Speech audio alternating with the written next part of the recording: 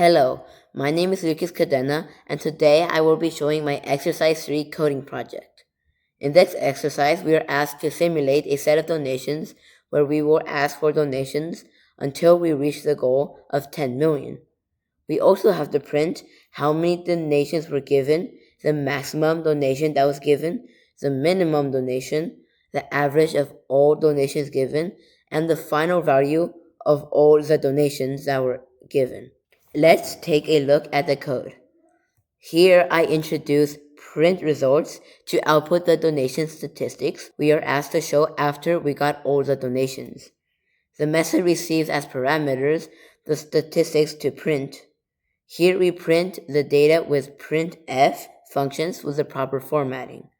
For example, count is formatted with the %d specifier. Max, min, average, and sum are all formatted with the percentage, comma, period, to f specifier, which means that the number should be printed with commas for thousands, millions, etc., and should have 2 decimal digits. Now let us go to the main method.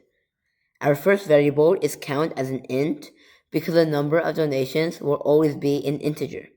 Next, I introduce sum and max both to double because the sum will be all the donations, which will be doubles added together to get the donations collected.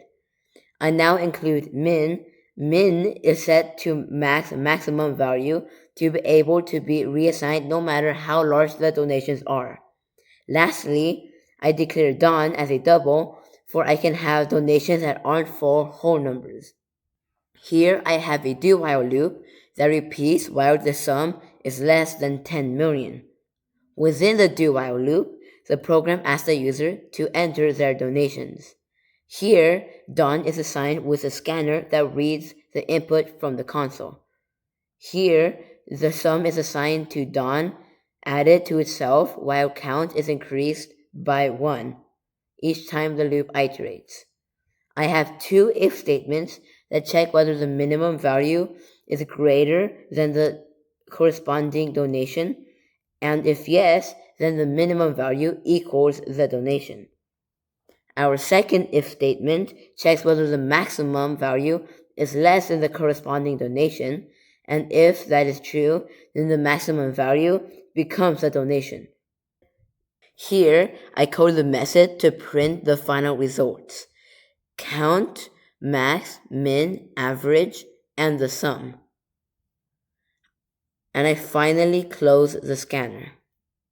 Here I have a try check statement to check whether or not the user entered a number. If the user entered a number, then the program runs as normal. But if the user did not enter a number, then the program gets angry and tells the user that they entered in an unacceptable input and that they have to run the program to continue donating. Thank you for watching.